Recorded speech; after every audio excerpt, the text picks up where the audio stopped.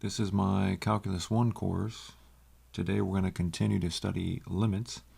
If you haven't done the homework completely and correctly from the last class, do that homework before watching this video. So in the previous class, we learned how to find the value of a limit given the graph of the function. And we also learned in the second half of the class how to find the value of a limit given the corresponding equation of the function. When we had a continuous function, that's when you just plug in the x value. For example, we have 4 here. We're approaching 4, so we can just plug it in, and we can find the limit. That's when you have a continuous function, or your function is continuous at this particular x value.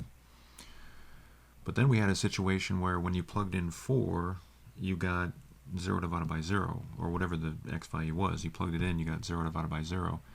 That's the situation where we have a removable discontinuity, a hole, something like this. We can still find the limit because remember, we're not allowing the function to equal that corresponding x value because the function is not defined there, but we can approach, we can figure out what the y values of the graph are approaching. We can still find the limit. And so this is where we had to factor. We had to use factoring methods, and we had to expand. We had situations where we had x plus 2 and we had to expand it, and then this 4 ended up disappearing somehow, and then we factored, and so on and so forth. So we're going to continue to do that. We're going to continue to find limits at removable discontinuities. So you can see here that if you plug in 4, you get 0 divided by 0. So we can't find the value of the limit by simply plugging in or substituting x with 4. So how do we do this? Well, we could graph it with our calculators, but let's say you're not allowed to do that. Again, this is all about finding the value of the limit without a calculator. You could also use a table. We didn't talk about this in the previous class, but you can use a table, and what you can do is you can choose x values that are closer and closer to 4. Maybe 3.5 and 3.8 and 3.9 and 3.99 and 3.999, and see what the y values are approaching, and that will tell you what the limit is. But as you can see, that's a lot of work. Yeah, we don't want to do that. That would take forever. So what we're going to do is we're going to use some special algebra tricks. And these tricks are going to look really, really intimidating, but if you received good algebra instruction in your previous classes, then this is something that you're going to be able to tackle. Remember, the hardest part of your first calculus course is not calculus.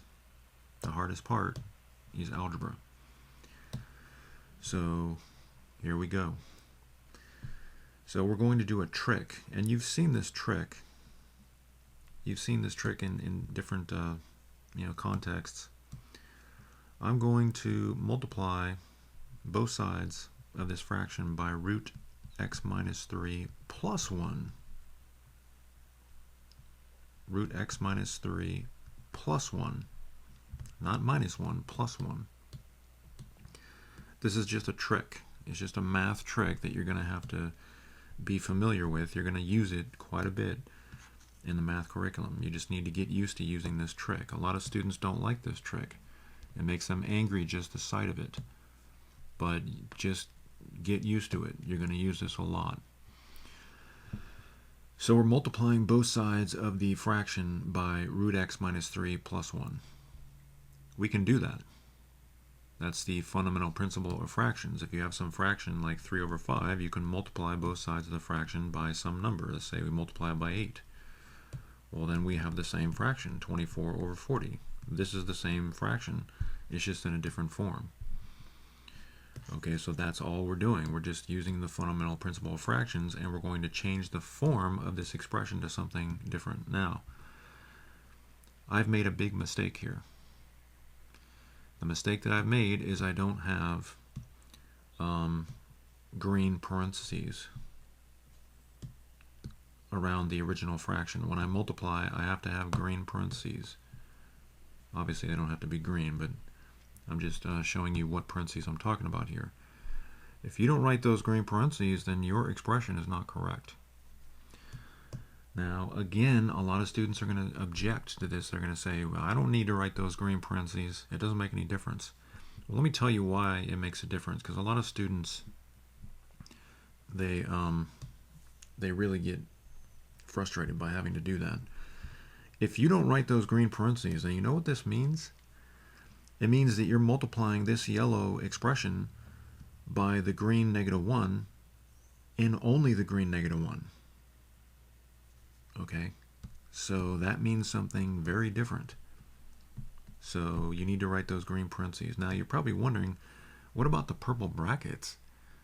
Why do we do that? Well, oftentimes brackets are used with limits just to show what exactly is in the limit. Sometimes you can have limits in expressions, but certain things are not actually in the limit itself, whereas other things are in the limit. So you're just signifying what is inside the limit. Everything that's happening here is happening inside the limit. So as you do more and more of these problems, you'll get used to how to show things. So again, this is a really weird trick that's very intimidating for a lot of students, but when you get used to using this trick, you'll see it's not that difficult. So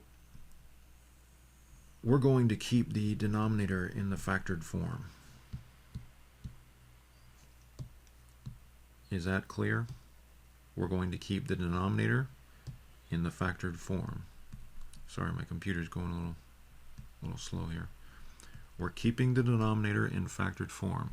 I want you to do that when you do your homework. Keep the denominator in factored form. Do not multiply. Do not multiply this by x minus 4 and use distribution. If you do that, you're not going to be able to solve the problem. You're not going to find the limit. Is that clear? Make a mental note. I want you to make a mental note right now. Do not multiply these. Keep them in the factored form. But the numerator, we're going to multiply. And how do we do that? Well, we use FOIL. FOIL acronym. Now, some students may have learned the box method. If you learn that method, we're not going to do that because it requires you to draw a box. And we don't have time for that. That's really not practical. So the FOIL method, as you all know, who've taken my curriculum, you don't really need it to be explained. You've seen it 1,000 times. You're going to multiply the first terms. That's f of FOIL. And then you're going to multiply the outside terms. That's O of FOIL. And then you're going to multiply the inside terms. That's I of FOIL. And then the last terms, you're going to multiply. And then you're going to add up all these products. So again, this is just basic algebra. Now, if you're coming from a different curriculum other than mine, and you don't know how to do this, then that suggests a problem. This is something that you should know at this point in the curriculum. If you don't know it, then you're probably not going to make it through this course. You need to go back to pre-calculus or whatever course. These prerequisites are necessary because you cannot survive the first week in your introductory calculus course, what we're calling Calculus 1. You cannot survive the first week if you don't know this basic math. I know that's disappointing to a lot of students out there who want to jump right into calculus, but the math curriculum doesn't work that way. You have to have a high degree of fluency when it comes to algebra, or you can't do these problems. So, okay, so now we're going to multiply root x minus 3 and root x minus 3. Now, if we do that, we just get root x minus 3 squared, right? This times this is just root x minus 3 squared. Do you agree? We're just multiplying root x minus 3 times root x minus 3. That's what it means. You're just multiplying it by itself. So it's root x minus 3 squared. Then we're going to multiply the outside terms. Root x minus 3 times 1 is root x minus 3. Negative 1 times root x minus 3 is negative root x minus 3. and then negative 1 times 1 is negative 1. Okay, so let's double check, make sure we did everything correctly. Everything looks right. So again, you need to keep the denominator in factored form. Please do not multiply the denominator or else you're going to get really confused. There's a number of things that happen here. I want you to focus in on this term here. If you square, meaning if you raise to the second power, isn't that the opposite of square rooting? The green square is the opposite of the yellow square rooting. Isn't that true? So if it's the opposite, that just means the square root goes away and the square goes away. So you're just left with x minus 3. So this yellow here turned into that. I also want you to notice that these blue expressions are opposite sign. They're the same number, but they're opposite sign. You have a square root x minus 3 and a square root x minus 3, so they cancel out because one of them is positive and the other is negative. You see the negative and the positive? So they disappear. But that negative 1 is still there. So that green negative 1 we kept. Okay, so we have x minus 4 times root x minus 3. Again, I know it's very tempting to want to multiply the denominator, but don't do that. Do not do that.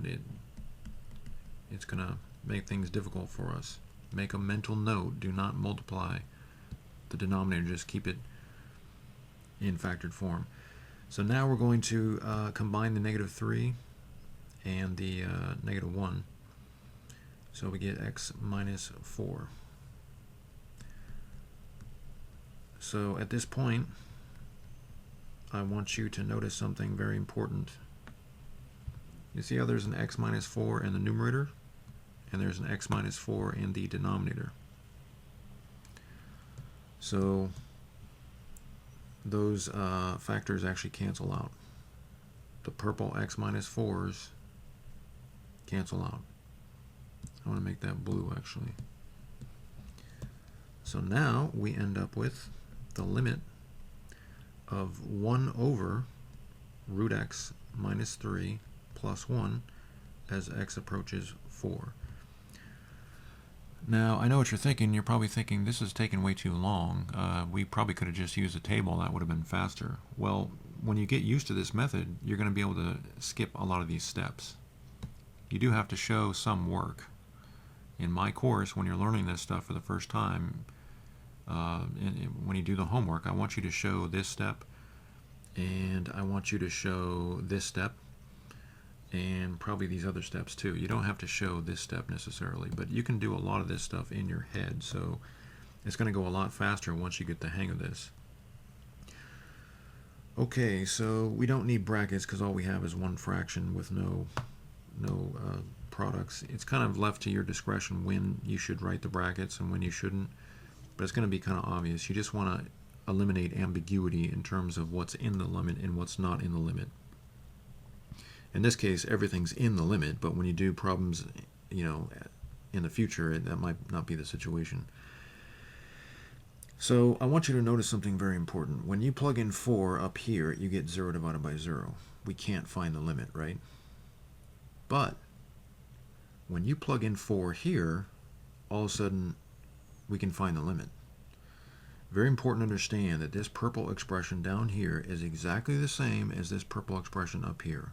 No difference whatsoever. Except when you plug in 4, here you get 0 divided by 0, which means there's a hole. If you were to graph this expression up here, there would be a hole where x is equal to 4. But if you graph the expression down here, you would get the same exact graph, except there would be no hole. So we're talking about finding the limit, or finding a limit at a removable discontinuity. So now we're going to plug in 4 as we did with the equations where there was a where the function was continuous. So we plug in 4, and we get 1 over square root of 1 plus 1. And square root of 1 is just 1. So we have 1 over 1 plus 1, which of course is going to be 1 over 2. And that is the limit. So that's how we find the value of the limit in this particular situation. So again, we had to use a trick. It was very tricky. So let's try another one of those. Here's another example. When you plug in 64, you get 0 divided by 0. So how do we deal with this? Well, we again use the same trick. We're going to go a little bit more faster, a little faster this time, because now you've kind of got the idea, the general idea. So we're going to multiply both sides by root x plus 8. Now notice that the root is in the denominator this time. Before it was in the numerator, so it's going to be a little different. We're actually going to keep this in the factored form, and we're going to multiply this using FOIL. But we have to have green parentheses. If you don't write your green parentheses, then it's not a correct expression. Also, to avoid ambiguity, I'm going to use purple brackets. You can probably get away with not using purple brackets, but you really probably should, just to avoid ambiguity. So again, I'm going to keep the numerator in factored form.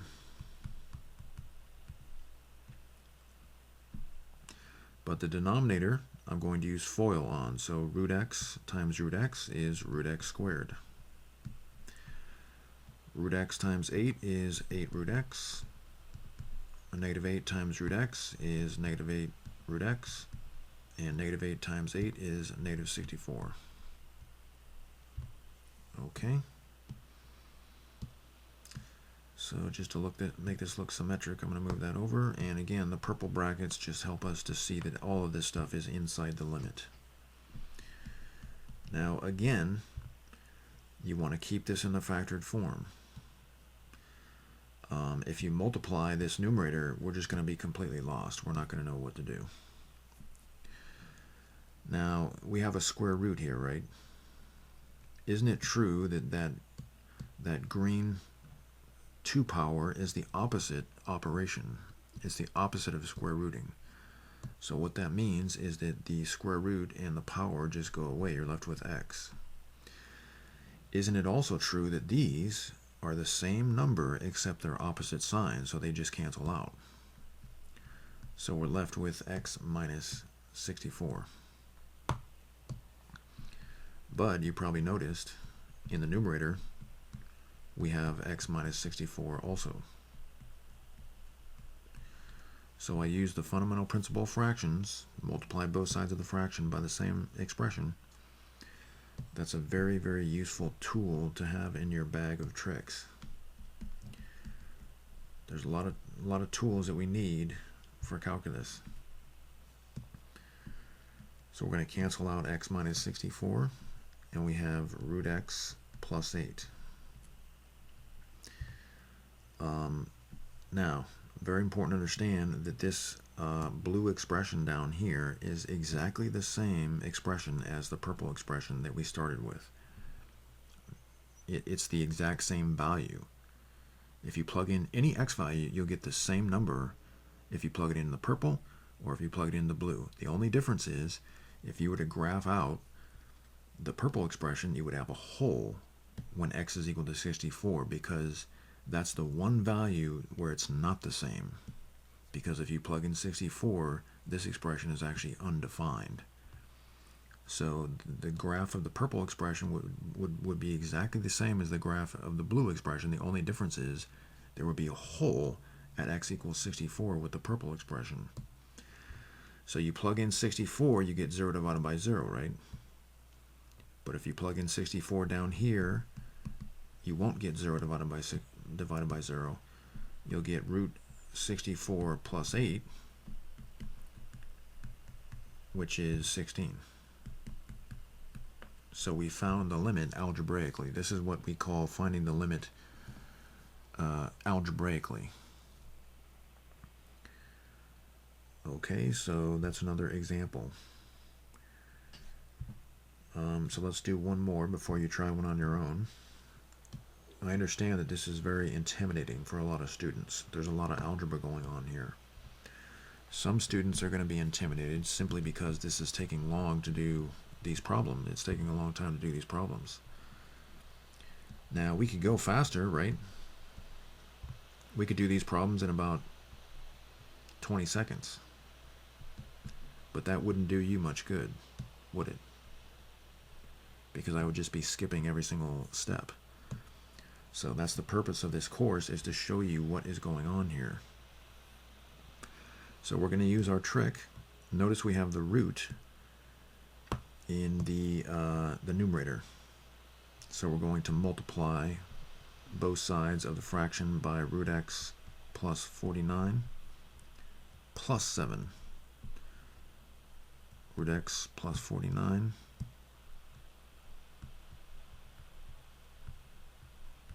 plus 7. And we have to have green parentheses in the numerator. We actually don't need green parentheses in the denominator because we don't have a difference or a sum. Okay, so again, I'm going to use my purple brackets just to eliminate ambiguity.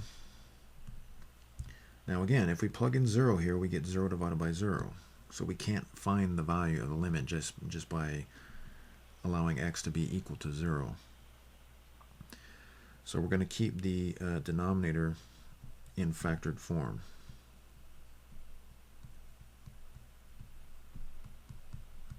Very important to keep the denominator in factored form. But we're going to use FOIL in the numerator, so we're going to have x plus 49 squared, root x plus 49 squared. So we have root x plus 49 times root x plus 49, which is root x plus 49 squared, and then we have root x plus 49 times 7, which is 7 root x plus 49. And then we have negative 7 times root x plus 49, which is negative 7 root x plus 49. And then we have negative 7 times 7.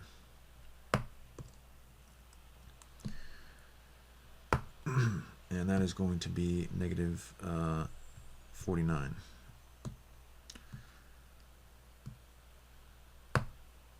So we can move this over a little bit. I'm going to use purple brackets again just to show that all of that is inside the limit. Okay, so let's double check our work, make sure we did everything correctly. Everything looks right. It's very easy to make a mistake, so you need to go back and check your work again and again and again. A lot of students don't do that, and that ends up costing them a lot of time and energy. Now, do you agree that squaring is the opposite of square rooting? Well, if it is, then that means that that yellow expression just turns into that. The square root just disappears. And these are the same term except they're opposites, so they cancel out. You've got a positive 7 root x plus 49 and a negative 7 root x plus 49, so they cancel out. But this negative 49 does not cancel out, that's still there.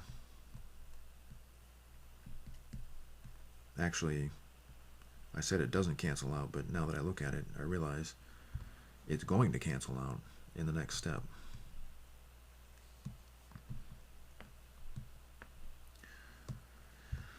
Okay, so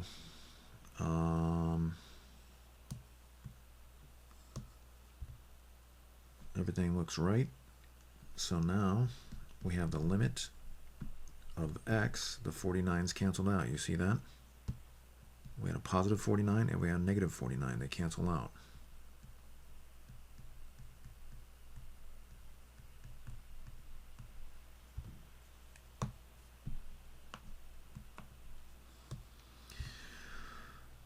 Okay, so now here's the magic moment.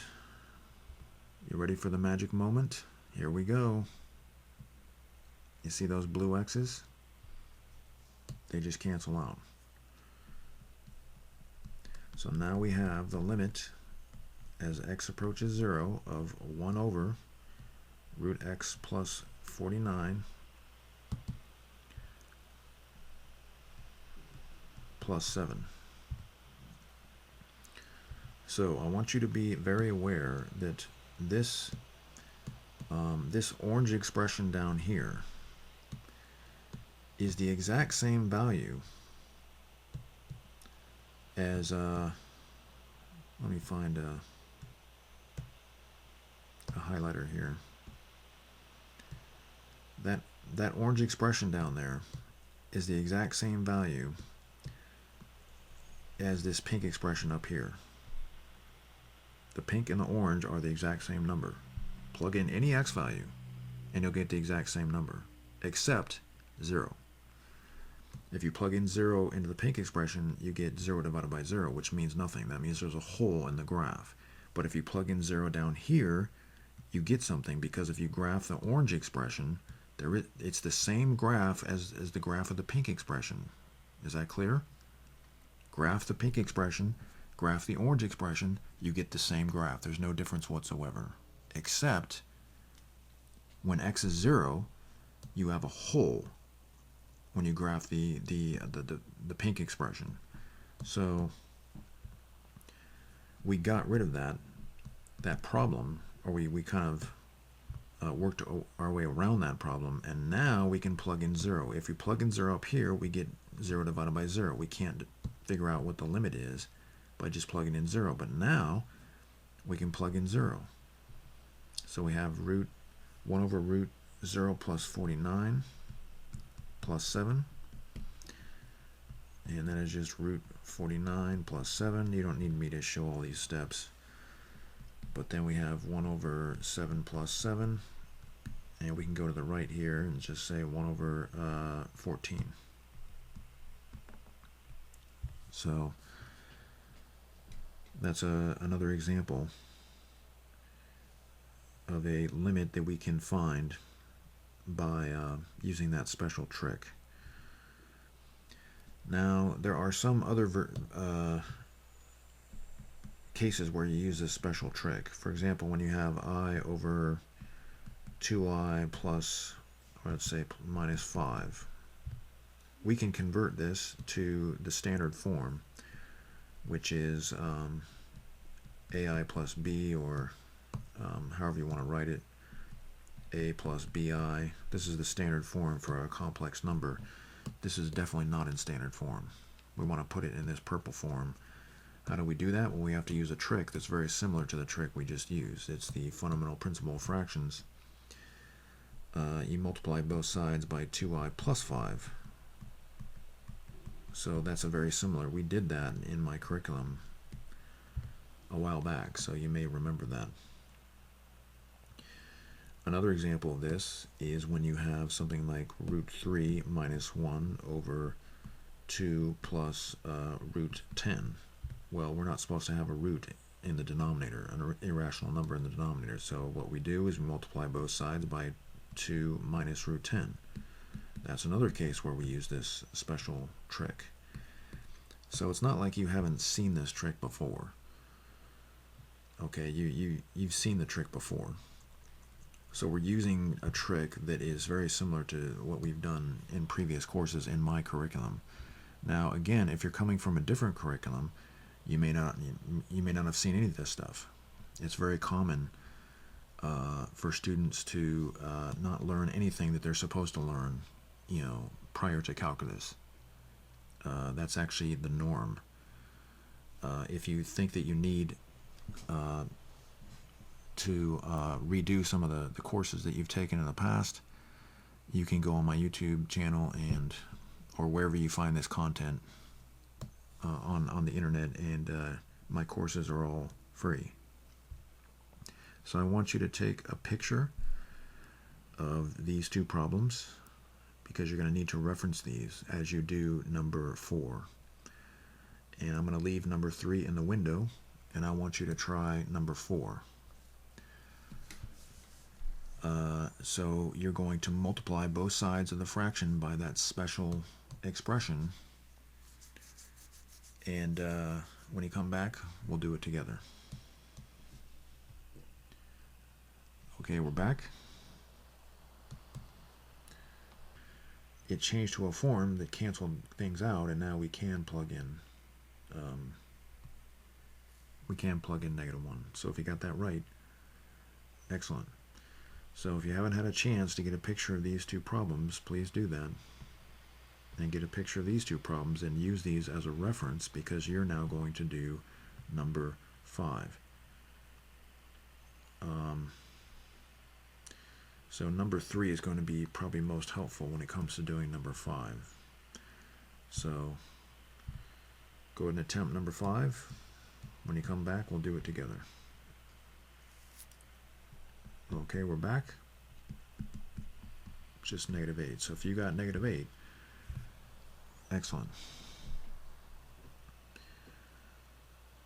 Okay, so again, I'm going to give you one more chance to take a picture of these problems, 1 and 2, and 3 and 4. You can use those to help you.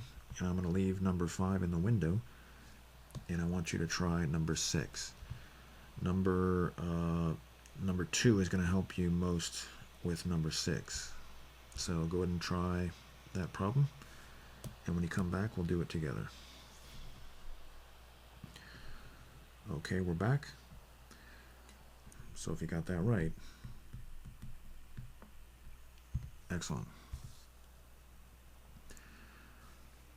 Okay, so those were examples where we had to find a limit at a removable discontinuity, a hole in the graph, and we had square roots, and we had to use a special trick. Well, now we have a situation where we again have a hole in the graph. If you plug in 3, we're going to get 0 divided by 0. But in this situation, we don't have square roots. We have a complex fraction. A complex fraction, as we learned in my curriculum, is when you have fractions within a bigger fraction. And we don't like complex fractions because they're complicated, they're complex. And again, if you plug in 3, you get 0 divided by 0. But if we simplify this complex fraction and then plug in 3, we're going to be able to find the limit.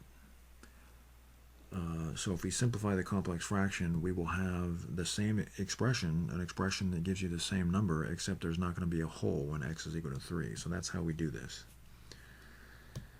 Now, the fast way to do this is just to multiply both sides of the fraction by the common denominator of these two fractions here, which is 3x.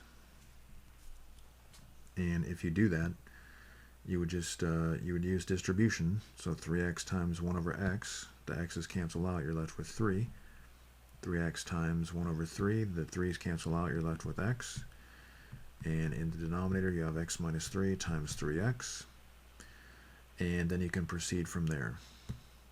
When you factor out the negative, these would eventually cancel out, and you'd be done. That's the fast way to do it. That's the way that most mathematicians will do it.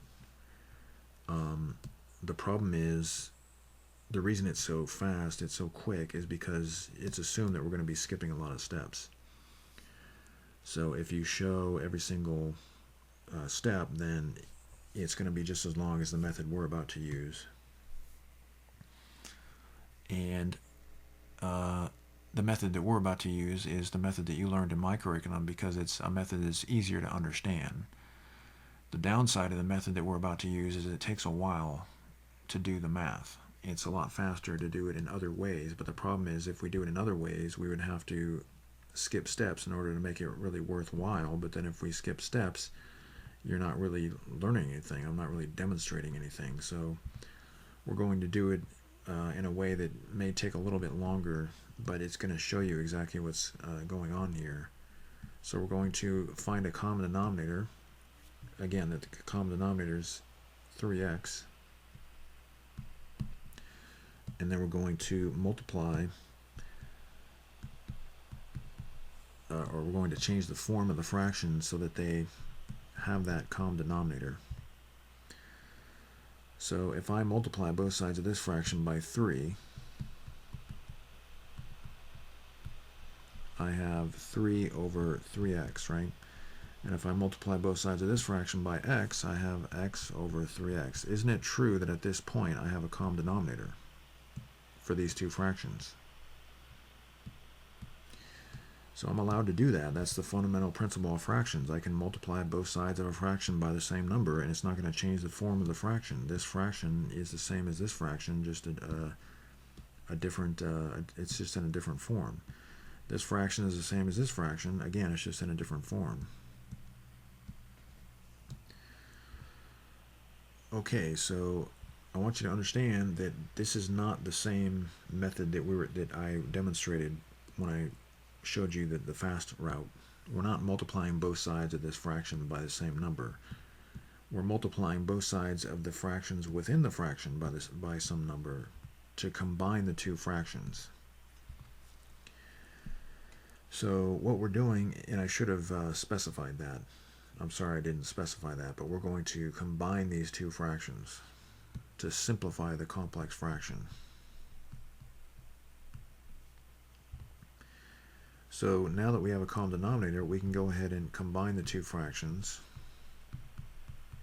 So I took these two fractions and combined them to that. So now, remember, a fraction symbol, a fraction line, can be interpreted as a division operation. So now we have 3 minus x over 3x divided by x minus 3. And we'd have to use parentheses because that's a difference there. And to avoid ambiguity, I'm going to use brackets.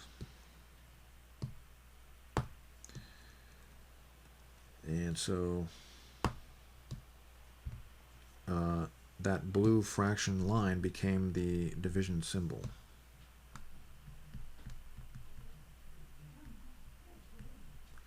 So remember, we can think of x minus 3 as x minus 3 over 1. And when you're dividing fractions, you flip the divisor and you change to multiplication. So we're going to keep this fraction 3 minus x over 3x. We flip the divisor and change to multiplication, and now we're going to multiply the fractions. So when you multiply fractions, you know that you just multiply the numerators and multiply the denominators, and then you get a resulting fraction by doing that. So you get 3 minus x over 3x times x minus 3. Now, some students may be compelled to go ahead and cancel out these yellow expressions, but we can't do that because they're not the same. They look the same, but they're not quite the same. 3 minus x is not the same thing as x minus 3. So we haven't accomplished anything. But we can use what we call the -1 rule.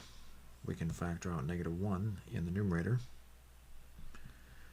and then the expression becomes -3 plus x, which is the same thing as x minus 3. The terms are just written in a different order. So now we can cancel out those two expressions.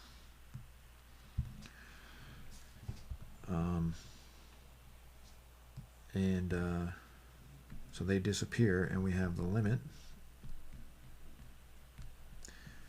of -1 over 3x as x approaches 3. And if we plug in, that would just be -1 over 3 times 3, which you can see is just -1/9. Sorry, we ran out of room there. So when you plug in 3, the limit notation goes away, and you're just left with negative 1/9. Again, we plug in 3, we get 0 divided by 0, but down here if we plug in 3, we get negative 1/9, and we actually have the value of the limit. Okay, so let's try another one of these. Here we have another limit where if we try to substitute x with negative 5, you can see that we get 0 divided by 0. May not be obvious, but if you plug it in, you can see that's true. And the way we're going to do this is by simplifying the complex fraction. So we're going to combine these two fractions, and we're going to combine these two fractions, and then go from there. So I'm going to copy that fraction, and I'm going to multiply both sides of that fraction by x minus 2. Multiply both sides of the fraction by x minus 2, and the other fraction I'm going to copy and multiply both sides by 7.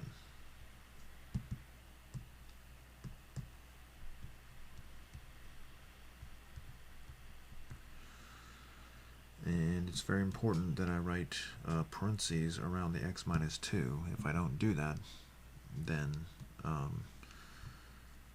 the math is not correct.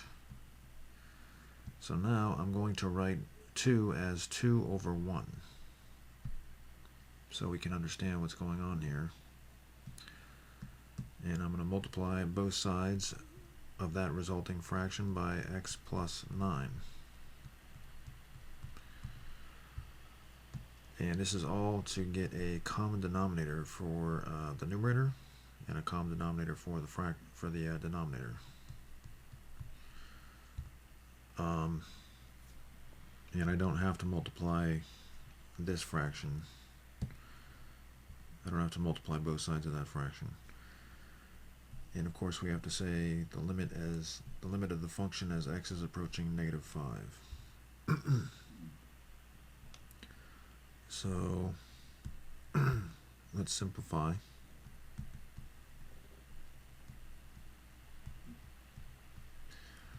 So we get x minus 2 over 7 times x minus 2. And it looks like I'm not going to have enough room there. So I'm going to go down.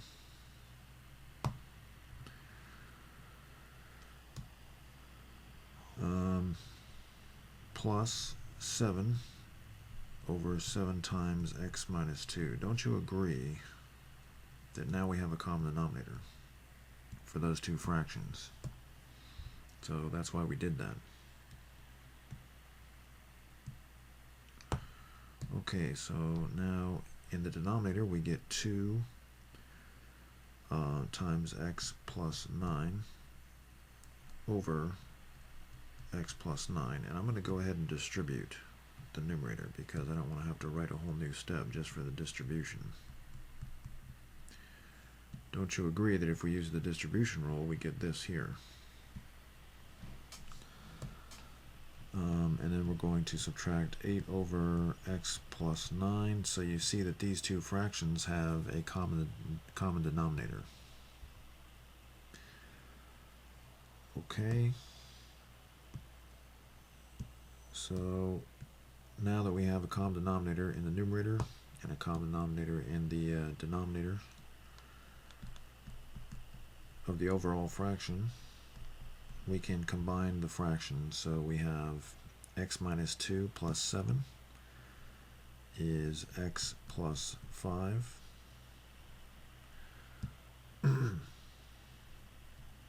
So I combined the two fractions in the numerator,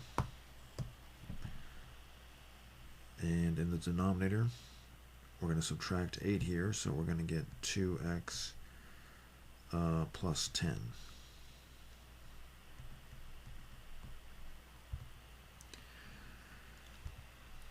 Okay, so now notice we have this well, remember, a fraction line can be interpreted as a division operation. So we're going to change this to x plus 5 over 7 times x minus 2 divided by, again, that fraction line can be interpreted as a division operation, divided by 2x plus 10 over x plus 9. And at this point, it's probably best to use brackets to avoid any ambiguity or confusion. Okay, so remember, when you divide fractions, you just change the multiplication and flip the divisor. So we're changing the multiplication, and I'm going to flip that divisor. Again, that's just basic mathematics. Basic arithmetic stuff. So now I'm going to multiply all these.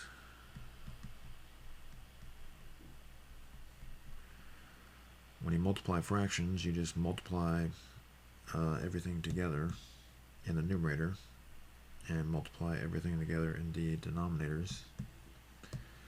So x plus 5 times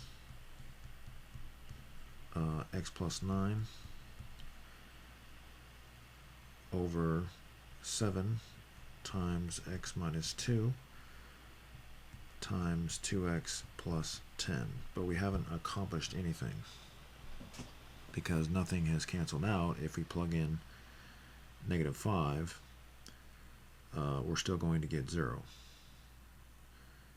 So what do? It looks like we haven't really accomplished anything. But notice that if you factor out a 2 from there, then we're going to get a factor that is x plus 5 in the denominator.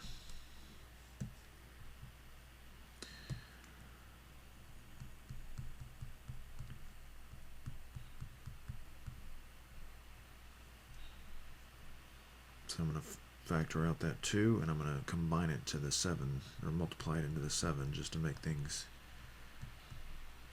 more nice and neat. Okay, so I factored out the 2 and combined it with the 7. I got 14. So now you can see that these factors cancel out,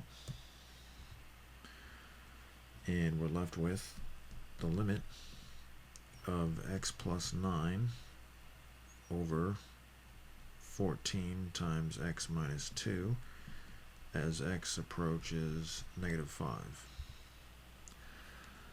And it's probably best to write brackets, I guess. You can probably get away without writing brackets on that, but now, very important to understand that if you plug in negative 5, you get 0 divided by 0 in the original expression. But if you plug in negative 5 now, you don't get 0 divided by 0. You get a very useful number, which just happens to be the value of the limit. So I'm going to go to the right. It's okay to go from left to right when you're writing equations. We're going to plug in negative 5, so we have negative 5 plus 9 over 14 times negative 5 minus 2. And we end up with 4 over 14 times negative 7. And that is going to be negative 2 over 49, if you do the math there.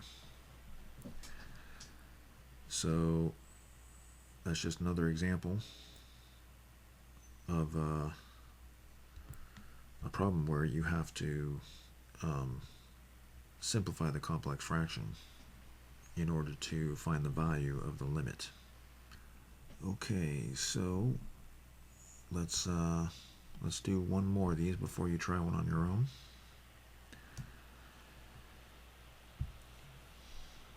So we are going to again combine the fractions in the denominator.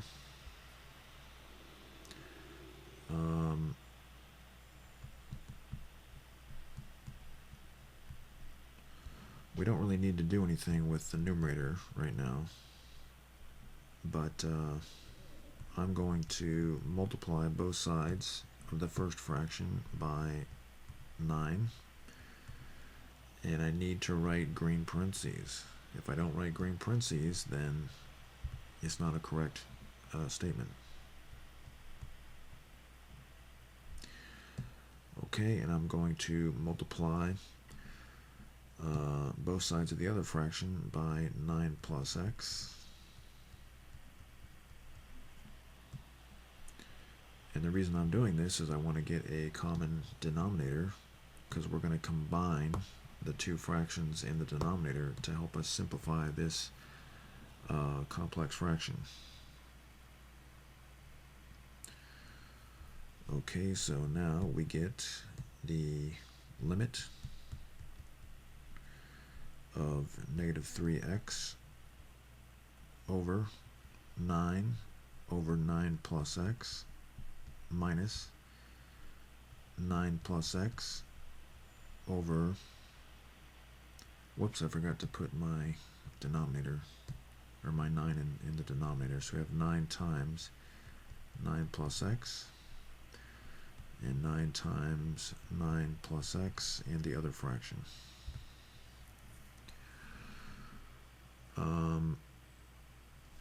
Okay, so the whole point of that, again, and don't forget to write as x approaches 0. The whole point of that was to get a common denominator. You see this yellow denominator?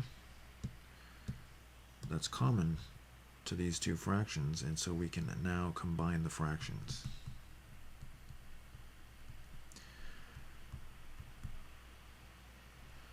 So we have 9 minus 9 plus x over 9 times 9 plus x.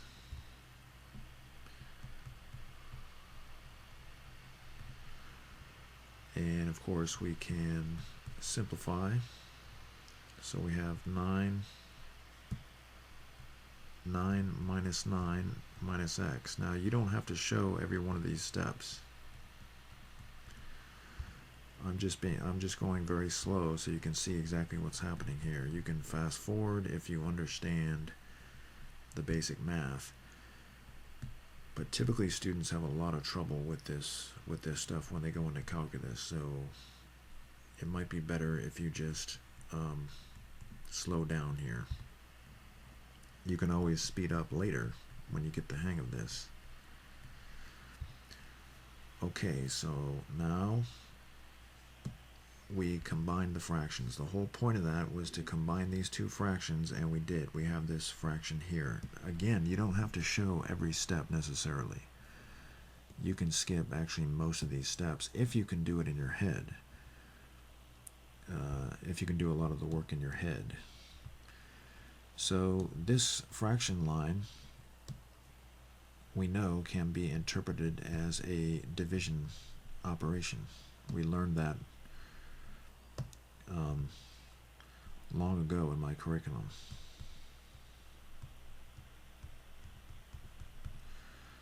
So now we're dividing, and we can think of negative 3x as negative 3x over 1. So we're dividing fractions, and we're going to change the multiplication and flip the divisor. And by the way, when you do this, it's probably best to use brackets so we can eliminate any confusion or ambiguity. And I'm going to move this over a little bit.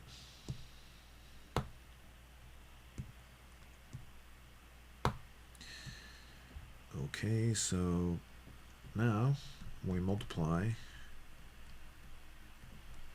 those fractions, and whenever you multiply fractions, you just multiply straight across. So we have negative 3 times 9, which is negative 27,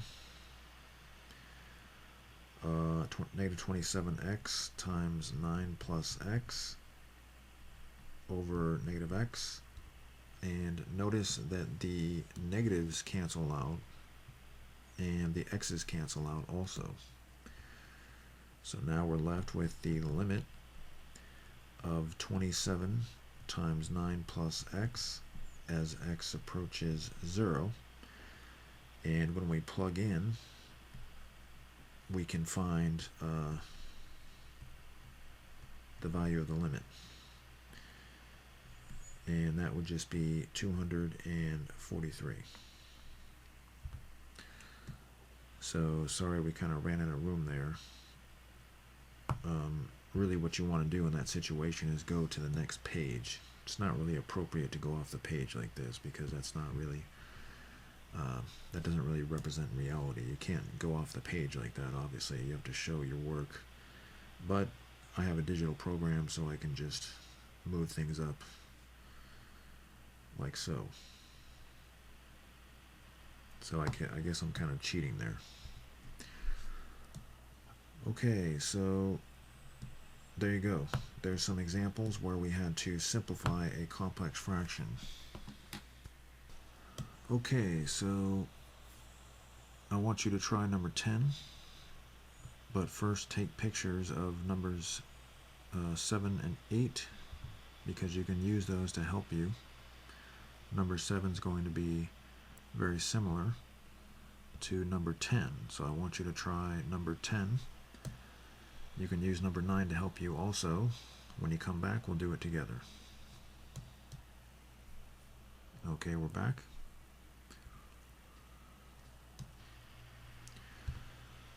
So if you got that right, excellent. Okay, so I'm going to give you one more chance to take pictures of all this. Take pictures of numbers 7 and 8. And take pictures of number 9 and number 10. And I want you to attempt number 11. When you come back, we'll do it together. Okay, we're back. So if you got that right, excellent. Sorry that we went off the page there. What you might be able to do is take this and write it going down, starting from there, and then you can move over as we run out of room. You can move over like this,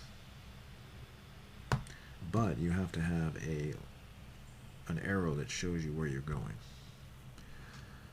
Okay, so if you got that right, excellent. I'm going to give you another chance to take pictures. Number 8 is going to be particularly useful for the problem you're about to do. You can take pictures of these, and I want you to try number 12. You can use number 11 to help you also. Try 12. When you come back, we'll do it together. Okay, we're back.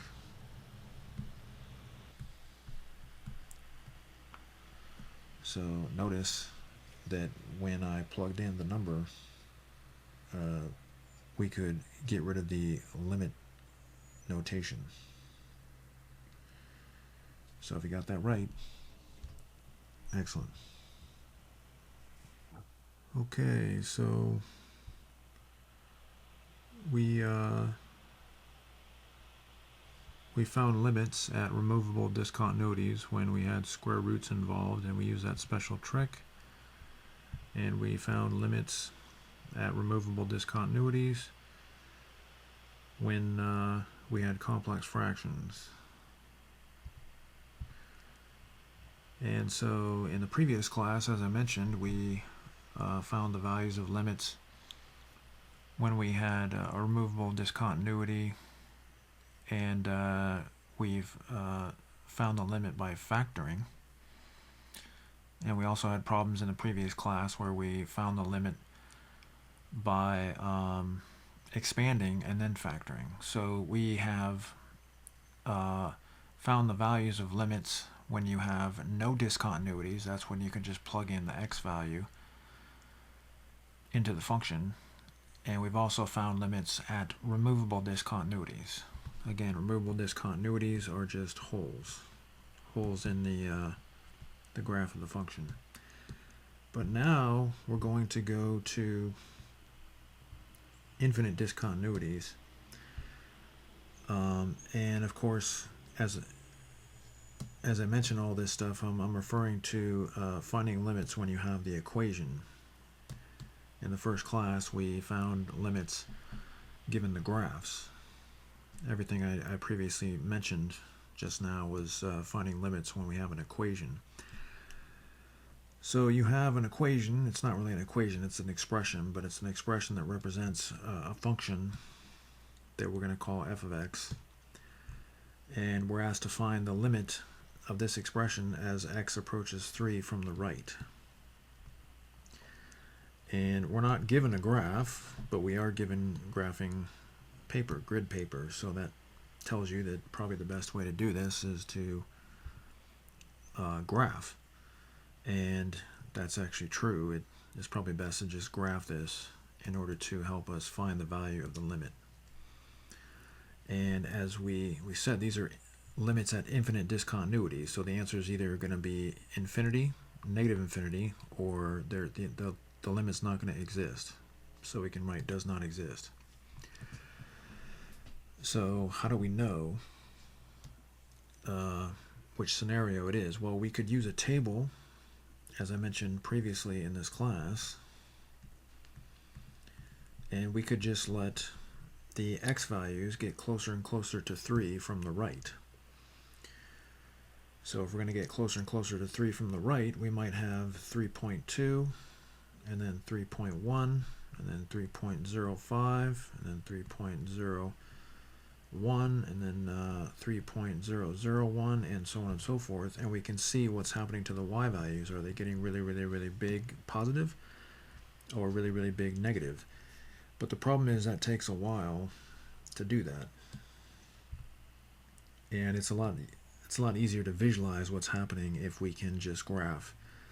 So what we're going to do is we're going to graph this. But we have to refer to our parent equation, or our parent function, if you want to just call it f of x. This is the reciprocal graph. And the reciprocal graph, if you recall, looks something like, actually it's down here, it looks something like this. We actually talked about that in the previous class. But notice that x, it's not x, it's x minus 3.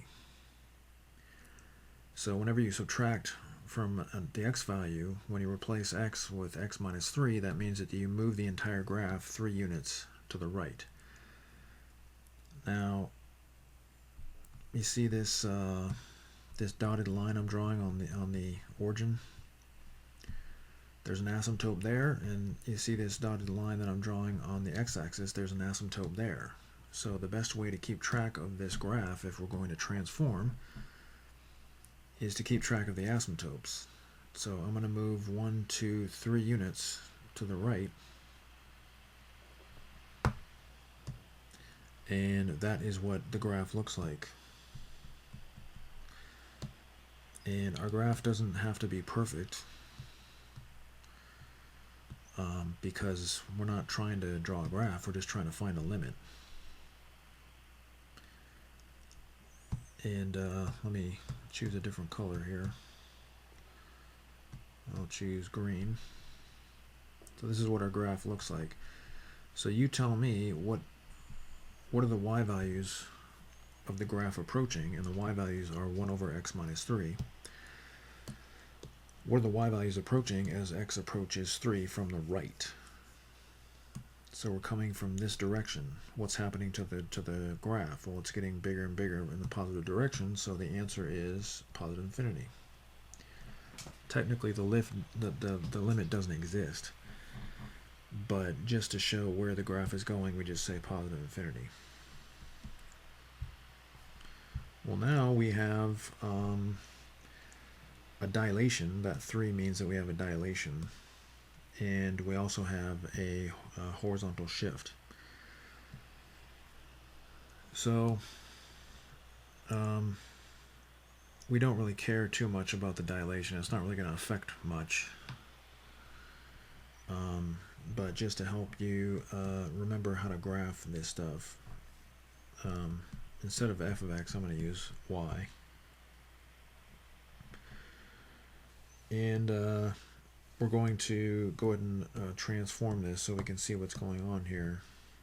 So I'm going to first add 1 to x, and then that vertically shifts the graph to the left 1 unit. But then I'm going to divide y by 3. And why am I going to do that? Well, because that's the same thing as multiplying this fraction by 3. Because if we multiply both sides by 3, it cancels out and we have 3 in the numerator there. So what you can do is you can take the 3 here and divide both sides, or you can multiply both sides by 1/3, however you want to do it. And by putting it in this form, we see that all we're doing, again, is just dividing y by 3. So what we have here is a dilation. We're going to take the parent graph, we're going to dilate it. We're going to stretch 3 units vertically. When you divide, it's a stretch. When you multiply, it's a compression. And because we're dividing y, it's going to be a vertical. When you're dividing or multiplying x, it's a horizontal dilation. So we're moving the asymptote 1 unit to the left. So on the parent graph, it's always on the y-axis. We're going to move it 1 unit to the left. But then we're going to dilate the graph. We're going to stretch it vertically, so now it's going to go higher. Usually we would go through this point here, right? But now it's going to be 3 units up. So when we plug in -2, we're going to get -3. Actually, that's the wrong area. It should be down here. So we plug in -2, we get -3 instead of -1. So our graph is going to look something like this, it looks like. Plug in 1, or plug in 0, and we'll get 3. And so our graph is going to look something like this. You could plot more points to be more accurate, but we really don't care. That's not the purpose of this. So what happens to the graph? What happens to the y values of the graph as x approaches -1 from the left? So we're approaching from the left. What happens to the graph? Well, it's getting bigger and bigger in the negative direction. It's going down, so the answer is -infinity. So that's how the graph helps you. So we spent a little more time, understanding the transformations and how to graph this than we really wanted to, but you can see that graphing is a very powerful tool when it comes to calculating infinite limits. Let's try one more of these. Now again, this graph is not completely accurate. I need to plot some more points over here in order for it to be completely accurate. For example, if I plug in 2 for x, then y is 3. Actually, if I plug in 2 for x, then y is 1. So it should be right on that point, so it wasn't exactly accurate. But again, we just don't care. We don't care about making a perfect graph. We're just trying to see what the graph is doing as x approaches some number. Now, I'm going to take in order to graph this here, I'm going to take the parent graph, and I'm going to add 2 to x, but then I'm going to take this negative here, and I'm going to go ahead and multiply both sides by -1.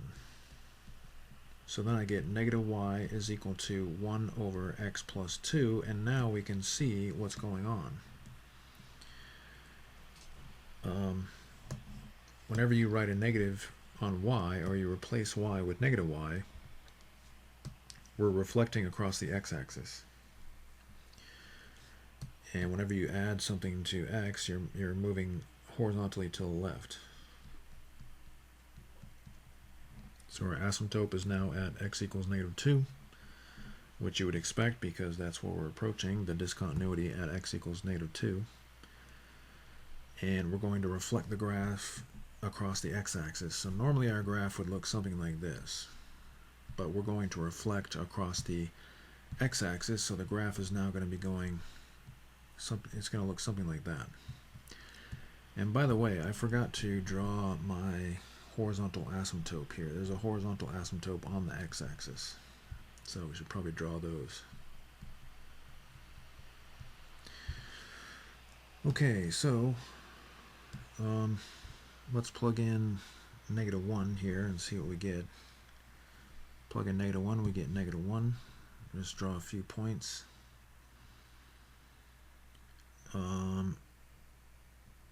And let's try plugging in 0, and then we get negative 1/2. And so I think that's all we need to really graph this.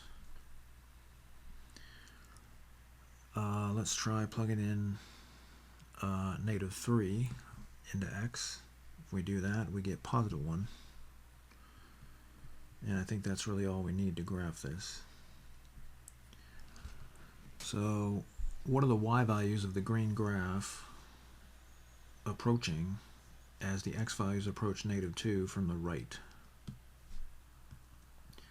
So we're approaching negative 2 from the right, and you can see that the graph goes down, and so the answer here is negative infinity. Again, the limit really doesn't exist, but we just indicate what's happening to the graph by saying that the limit is equal to negative infinity. Okay, so now it's time for you to try. So go ahead and try number 16. When you come back, we'll do it together. Okay, we're back. So if you got that one right, excellent. Try number 17. When you come back, we'll do it together. All right, we're back. So the answer is positive infinity. So if you got that right, excellent. Now be aware that this graph is going to be reflected across the x-axis. It's also going to be dilated, but the dilation really isn't going to affect much. But try your best to graph this using transformations, and you can see what's going to happen. You don't really have to graph it. You can just plug in x values that are closer and closer to 2 starting from the right. So plug in starting from the left. Plug in 1.9, 1.99, 1.9999, 1.9999, and you'll see what's happening to the graph. But again, it's much easier to graph, or it's not easier, but it's easier to understand what's happening when we can see the graph. So try number 18. When you come back, we'll do it together. So the answer is positive infinity. So if you got that right, excellent. So now we're going to do same problems, but there's just going to be a few different things happening here. So let's graph this expression. We have an asymptote at x equals 1, because if you plug in 1, you get 0 in the denominator. And let's just plot a few points. So let's plug in 2 for x, and we get negative 1. Let's plug in, well, we don't really need much more than that. That's good enough. We know that the graph is going to look like that to the right of the vertical asymptote. Let's plug in 0 for x, and we get 1. So that's pretty much all we need to get a fairly accurate graph. So now I want you to notice that there's no plus sign or negative sign here in the superscript. See that? There's no plus or negative sign in the superscript. So what that means is this is a two-sided limit. So we're asking, what do the y values of the graph approach as the x values approach 1 from the left and from the right? Well, from the left, the graph goes up. From the right, the graph goes down. So the left and the right limits are different. So what is the two-sided limit? Well, it doesn't exist. So that's just a case where it doesn't exist. So again, we did this in the first class. But the difference is, in the first class, you were given the graph. Well, now you're not given the graph. Now you're expected to figure this out without a graph, which means you have to either make a graph or you have to use a table to see what the y values are approaching.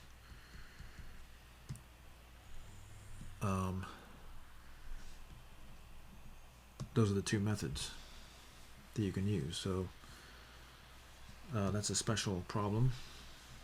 Here's another example where we have 1 over x plus 3 squared.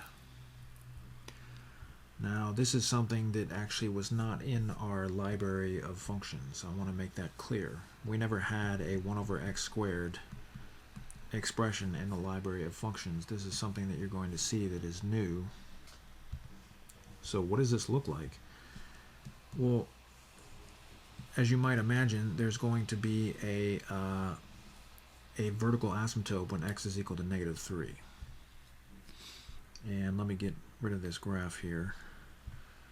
I need something that has a better window. So I'm going to bring this down. So there's a vertical asymptote when x is equal to -3.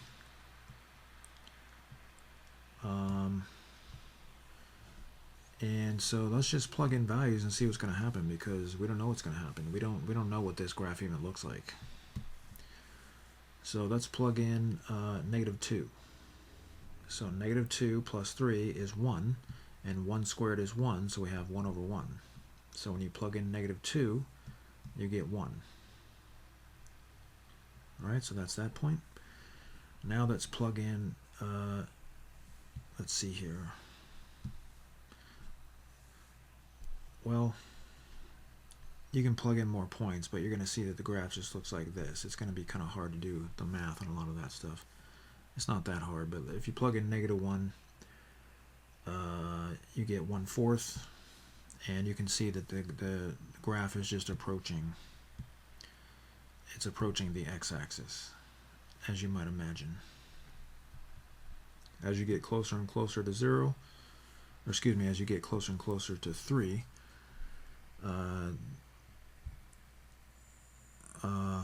or excuse me, as you get closer and closer to -3, for example, if you plugged in -3.5, -3.5 plus 3 is -0.5, or -1/2, and then you square that, you get 1 over 1 over 4, and if you simplify that, you get 4. So the graph starts to explode upwards. Now let's approach on the other side. So let's try plugging in -4.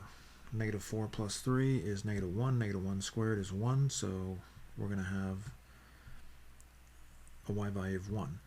If you plug in a number like -3.5, you're going to, again, the graph is going to explode. It's going to explode upwards. If you plug in -3.5, then you're going to get 4 again. So the graph kind of explodes upwards. That's what the graph looks like. Again, we've never seen that graph, but you can see that the two-sided limit actually exists. Notice we have no superscript here with plus or minus, so that means it's a two-sided limit. So as you approach from the left and the right, you're going in the same direction. So that means that in this case, the two-sided limit actually does exist, and it's positive infinity. So in this case, the two-sided limit didn't exist, and in this case, the two-sided limit did exist. So again, you're going to be given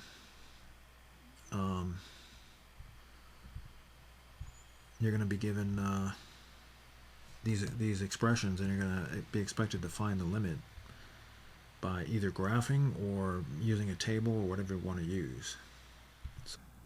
Okay, so I want you to try number 21, and when you come back, we'll do it together. Okay, we're back. Okay, so if you got that right, good. Try number 22. When you come back, we'll do it together. Okay, we're back. And it's going to be negative infinity. Now, technically, again, I want to stress, the limit doesn't actually exist. It's impossible for a limit to be infinity. We just write this to indicate where the graph is going. All right, so if you got that, if that was correct, good job. So now we're moving on to infinite limits at infinite discontinuities, where we have trigonometric functions. Remember, there's a lot of vertical asymptotes with the secant function. So let's graph the secant function. Now, you might say to yourself, why? I can't graph this. I don't remember how to graph it. Well, by now you should probably know how to graph the cosine curve, right? The cosine curve looks something like this, right? That's the cosine curve. If that doesn't look familiar, then that means that you haven't learned enough trigonometry, because that's a very, very common curve. You need to memorize that, as well as the sine curve that looks like this. These are curves that you need to have memorized. If they're not memorized by now, you need to go ahead and do that. Okay, so that's the cosine curve. And to graph the secant curve, I'm going to make this red. To graph the secant curve, all you do is draw vertical asymptotes where you have x-intercepts on the cosine curve, and then you draw an upside down hill, whatever you want to call this thing, and then another one over here, and upside down hill, and half of a one over here, and that green graph is the secant curve. So now we're going to erase the red curve. So that's how you remember to graph the secant function. Okay, so we're going to approach pi over 2. Now, what in the world is pi over 2? Well, pi over 2 is the equivalent of 90 degrees. Remember, if you want to convert radian units to degrees, you multiply by 180 over pi. The pi's cancel out. You're left with 180 divided by 2, which is 90 degrees. So remember, the graph progresses like so. You've got 90 degrees, 180 degrees, 270, 360, and so on and so forth. Okay, so this is 90 degrees, which would be the equivalent of pi over 2. And we're approaching, we want to know what is happening to the y values of the graph as the x values are approaching pi over 2 from the right. So we're approaching pi over 2 from the right. Pi over 2, again, is this purple line.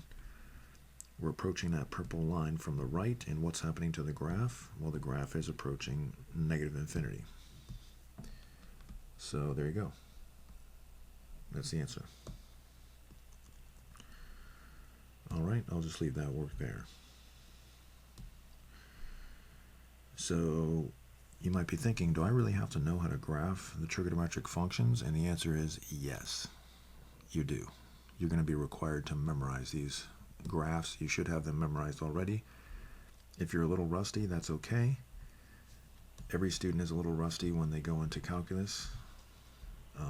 But if you don't recognize this stuff at all, that means that there's a big problem. A big, big problem. So now we're going to graph the tangent function.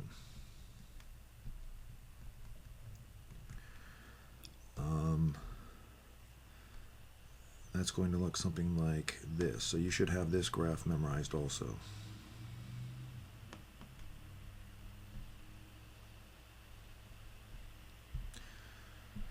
Okay, so now we're going to approach negative pi over 2, which is this purple line here.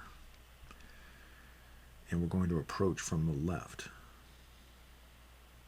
So we're going to approach that purple line from the left. And what's the graph doing? Well, it's going to positive infinity. So there you go. Positive infinity. So these are one-sided limits. Okay, let's try one more of these before you try one on your own. Now we want to find the limit of cotangent x as x approaches pi, and notice that this is a two-sided limit because there's no superscript with a sign. And so the cotangent function has a vertical asymptote at x equals 0, and pi, and negative pi, and the graph looks something like this.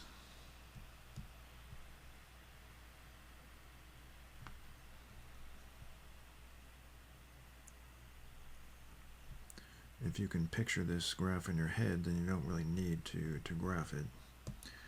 So now we're going to approach x equals pi from both the left and the right. So let's approach from the left, and as you can see, the graph's going down, and as we approach from the right, it's going up.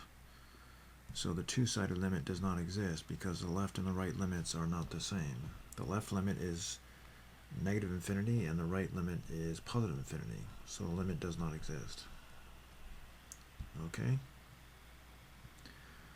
so if you'd like, you can get a picture of these to help you with number 26. Go ahead and try number 26. When you come back, we'll do it together. Okay, we're back. So to graph the cosecant function, we want to first graph the sine function. Sine function looks like that. You should have that memorized. And we have vertical asymptotes whenever the sine function crosses the x-axis. And so the cosecant graph is going to go down and touch the top of that hill for the sine curve, and the bottom of the valley there, and the bottom of the valley here, and it gets cut off there. So then we can erase the sine function because that's not part of our graph. And as x approaches 0 from the left, what is the graph doing? Well, we can see as x approaches 0, the graph is going down to negative infinity. So the answer is negative infinity. Now again, the limit technically does not exist, but we just like to write negative infinity because it shows what the graph is doing. Okay, so if you got that right, good. Try number 27. When you come back, we'll do it together. Alright, we're back. So in order to graph the secant curve, we first graph the cosine curve. This is just a way to help us remember what the secant curve looks like. My graph isn't perfect, but that's good enough. And we have a vertical asymptote every time the cosine curve crosses the x-axis. And then, just like we did with the cosecant curve, we draw these U shapes, and we have half of a U shape there. for the secant graph, and then we erase the cosine graph, and we ask what are the y values of the graph approaching as the x values are approaching negative pi over 2. So negative pi over 2 is here. And it looks like the graph is going up from the right and down from the left. So the two-sided limit does not exist. Okay, so if you got that right, excellent. Let's do one more problem. Go ahead and try number 28. And when you come back, we'll do it together. Okay, we're back.